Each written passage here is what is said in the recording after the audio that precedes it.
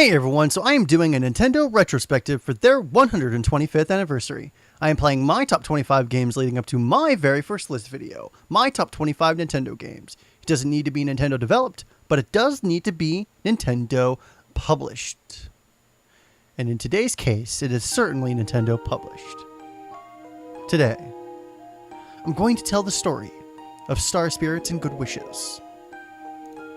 Far, far away beyond the sky, way above the clouds, it's been said that there's a haven where stars live. In the sanctuary of Star Haven, there rests a fabled treasure called the Star Rod. And this goes into the story of Paper Mario. So this is obviously not Thousand Year Door, which is totally fine. I'm also not going to go into like the game straight away because there is a little bit of a starting exposition to the game that I honestly just don't want to go into. I could have loaded my other save, which I did not play for 99 hours. I accidentally left the Wii on for an exorbitant amount of time. But yes, it is very much just like Thousand Year Door on the GameCube. Obviously, it's a little bit less pretty, a lower resolution, and all that good jazz. But I mean, this was the first foray into Paper Mario that I really had. Actually, a Mario RPG of any caliber. Oh, I already got rid of the Koopas here. Chapter 1: Storming Koopa Brothers Fortress. So I didn't have exposure to damn it. I had exposure to Paper Mario, sorry. Mario RPG. We've already kind of been over that portion of my timeline. But this one was in 2000. This was relatively late in the GameCube's life cycle, but I liked it nonetheless. I still played by N64 for a little bit of time afterwards, and this was always a fun game. You know you're always going to get something relatively kid-friendly with Mario, almost no matter what it is. So for an RPG that's Mario-friendly, kid-friendly, but you could also wrap your head around. I talked about in the previous episode of the Nintendo retrospective when we were talking about Golden Sun, how that game didn't quite get me into RPGs as much, because at that point I was already really starting to get into them.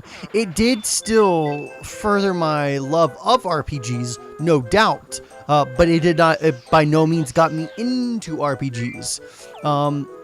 Final Fantasy VII is technically that game for me, where, what the hell is this? This is new and different, and I've not played a game really like this, but I couldn't wrap my head around it. It also didn't help that when I first tried playing the game, I didn't have a memory card to play the game with, so I played the game like 3 or 4 times, and I pretty much just did that opening sequence in the Shinry reactor, or in sector, was it 8 or 6?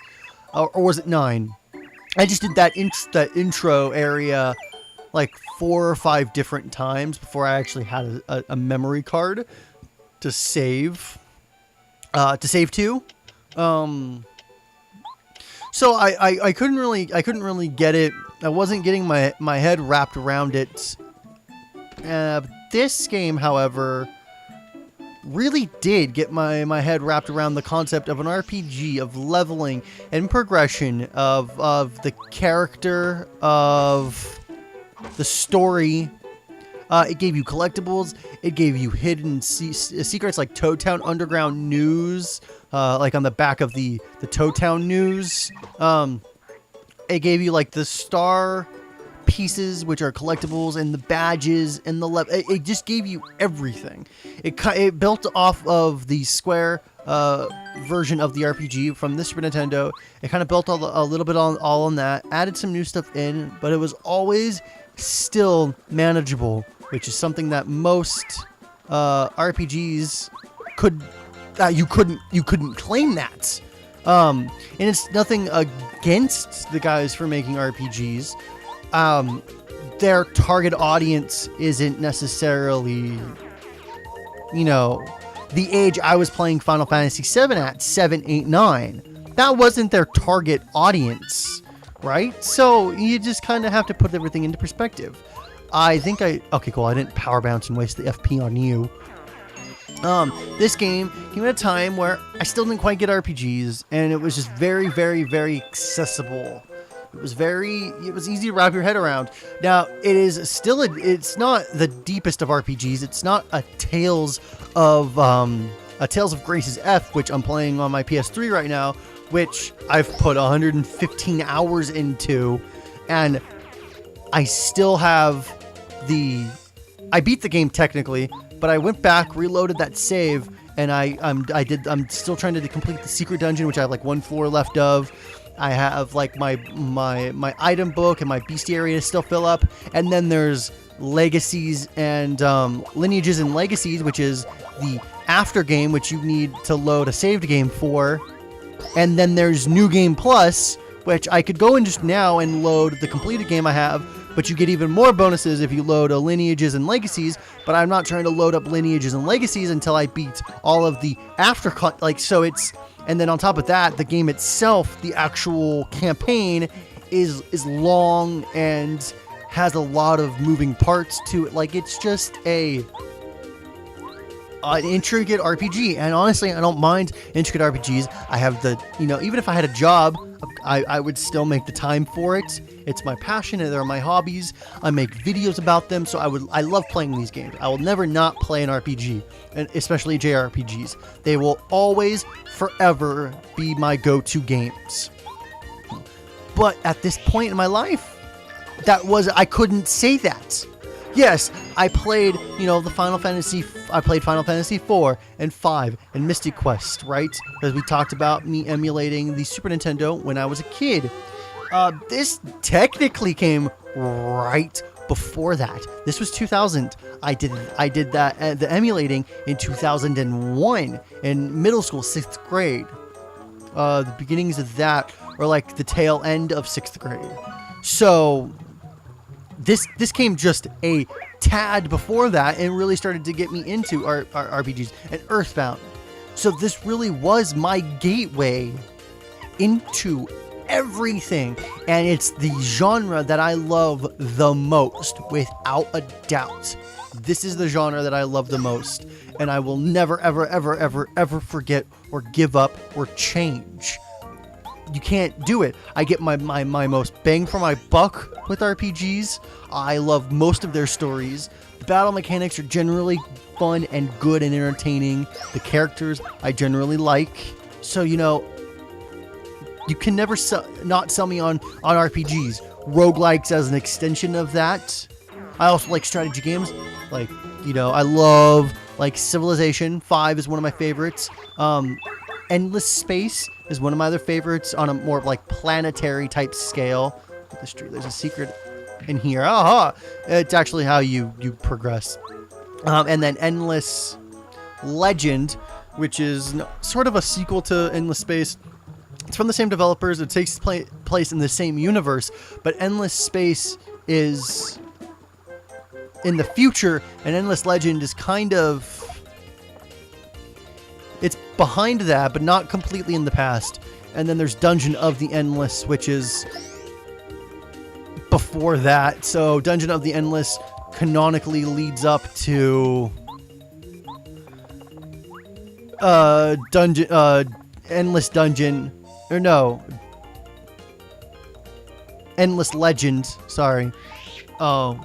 Which then leads up to Endless Space, because then they get space bound and all that.